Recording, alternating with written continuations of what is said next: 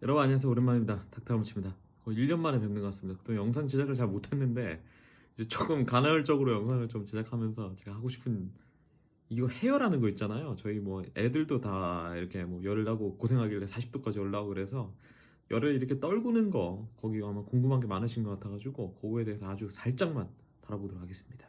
자, 열이 왜 날까요? 열? 당연히 몸에 뭐 어떤 나쁜 균들이 들어오면은 열이 나면서 방어적인 역할을 해줘야 되죠. 자, 이거는 열 나는 거는 아주 그냥 내 몸이 바이러스랑 싸우겠다는 신호입니다. 뭐 싸우자 이거죠. 감염과의 싸움이 도움이 된다. 초기 바이러스가 침투했을 때는 이 바이러스가 몸에서 싸우는 사이토카인이라는 걸 억제하거든요. 그러니까 싸우라는 신호를 막 보내주는 사이토카인을 억제시켜버려요. 그러면서 면역 체계를 피해가는데 열을 떨어뜨리면은 이런 작용이 더 강화되죠. 그러니까 사이토카인 분비를 좀 억제하면서 뭐 아주 선천면역 시스템이죠. 자, 이런 바이러스가 침투해서 초기에 이런 사이토카인을 분비하는 걸 뺏어가요. 열을 떨어뜨리면은 이 작용이 사이토카인의 작용이 더 떨어지게 됩니다.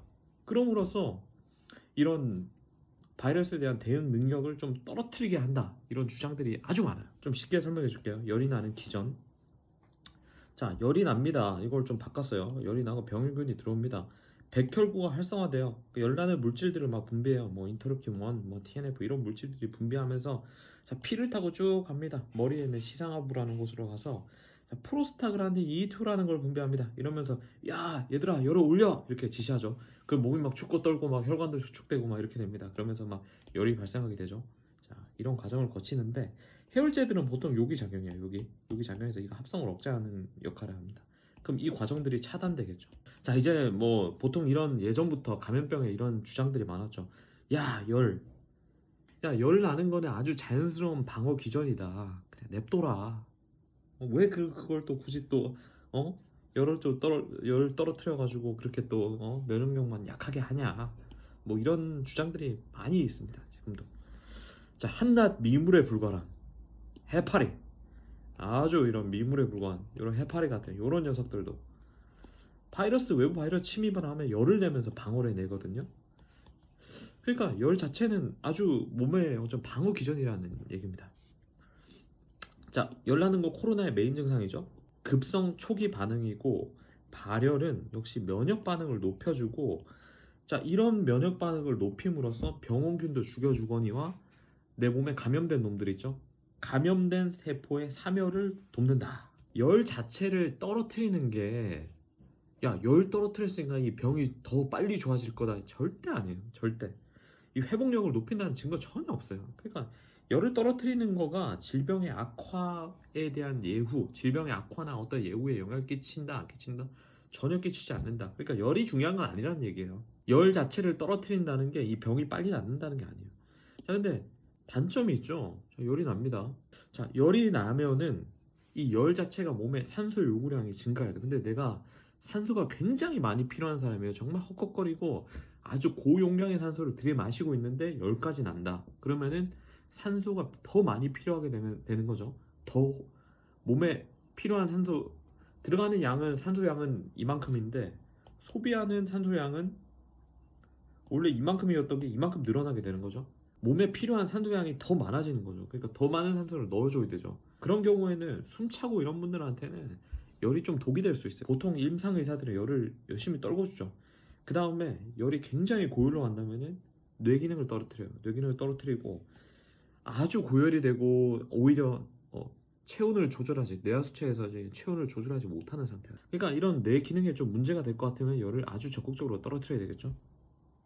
자, 이거는 요 논문 이영민 외에 요 논문에 나와 있는 건데 체온을 떨어뜨리면서 이렇게 마사지를 해주죠. 열 마사지, 테피드 마사지라고 하는데 뭐 미적지근한 물 약간 살짝 20에서 25도 물로 이렇게 환자 애들 옷을 벗겨가지고 그냥 이렇게 막 문질러주죠. 요런 군데군데 문질러주면서 열을 떨어뜨립니다. 큰 혈관들 지나가는 데 있죠. 큰 혈관들 여기 보면은 목에 있는 경정맥, 그 다음에 여기 대퇴정맥, 그 다음에 겨드랑이 혈관이 하나 있죠. 큰 혈관이 지나가죠. 큰 혈관에다가 뭐 얼음팩 같은 걸 둬야지 안쪽에 있는 심부 체온이 떨어진다. 그러니까 심부 체온이 떨어진다. 뭐 이런 내용이죠. 테피드 마사지에 대한 내용이고, 자, 이런 마사지를 해주면은 효과가 있을까? 네, 일단은 열 떨어뜨리는 효과가 있어요.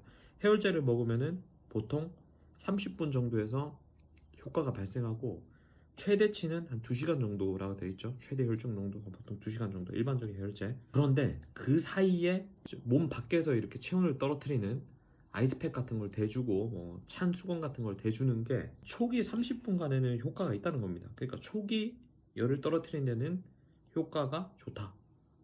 그리고 발열에 의한 불편감을 덜어준다. 그러니까 열나서 힘든 거를 조금 덜어준다는 거죠. 자, 근데 단점이 있습니다. 나 추워 죽겠는데, 추워 죽겠어요. 저 춥고 막 이렇게 으슬으슬 춥고 하는데 막 겨드랑이에 막 얼음팩 막 넣어보세요. 얼마나 덜덜 떨리고 춥고 아주 불쾌합니다. 그리고 이러한 것들이 교감신경을 항진시켜요. 교감신경 항진시키면은 몸 안쪽에서 대사가 많아져요. 그러면은 안에서 대사가 많아지니까 안에서 열이 많이 생기겠죠? 신부체온 올라갑니다. 그럼 바깥에는 열을 막 떨구는데 안에는 뭐 열이 막 생성되고 있어요. 이건 뭐 좋겠습니까? 안 좋겠죠. 맥박도 빨라지고 안 좋습니다. 그 다음에 외부 여기 피부죠. 어쨌든 피부에 대야 되니까 피부 혈관을 수축시켜요. 피부 혈관 수축시키면서 이런 교감신경 항진, 불편감 같은 것들이 증가된다. 열을 외부에서 떨어뜨린다고 하더라도 머리에 있는 중추신경계에 작용한다? 안 해요. 안 가요. 중추신경 작용 안 해요.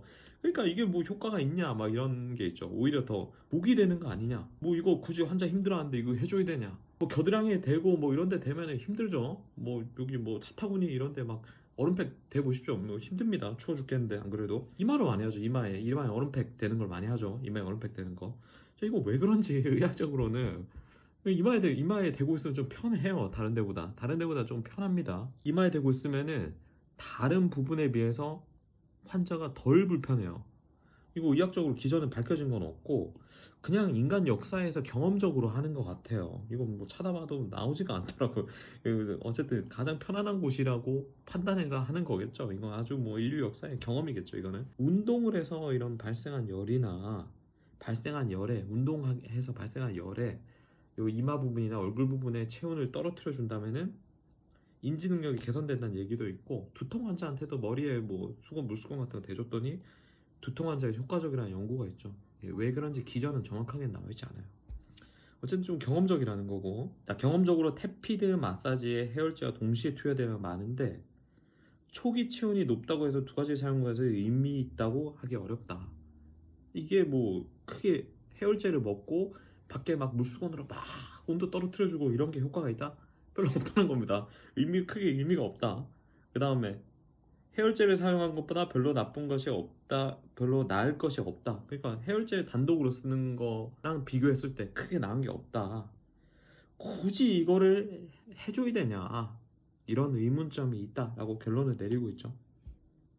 자, 제가 이거 정리 한번 해볼게요. 그러니까 결론적으로는, 자, 환자가 불편한데 이거 우리에게 열 빨리 떨어뜨려야 돼 하면서 막 이거 뭐 찬물로 마사지 막 해주고 막 여기저기 막 해주고 막 이런데 애가 막 힘들어요. 오들오들 떨고 힘들어한다. 이렇게 하지 말라는 거죠. 오히려 독이 될 수 있다.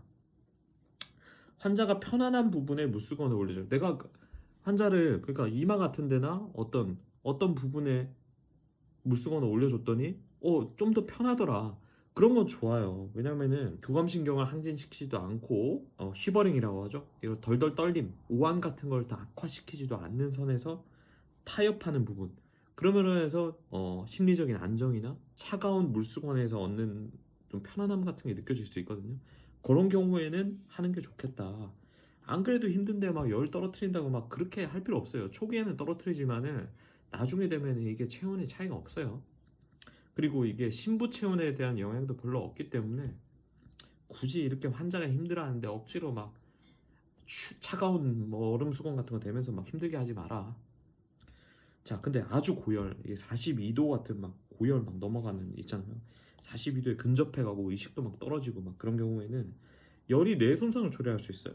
그런 경우에는 발열을 조절하는 센터, 머리 기능이 소실되는 걸 의미할 수 있기 때문에 아주 적극적으로 열을 낮춰주는 게 좋다. 또 하나 더, 산소 요구량이 굉장히 많다. 내가 숨이 헐떡거리고 들어가는 산소 양이 굉장히 많다.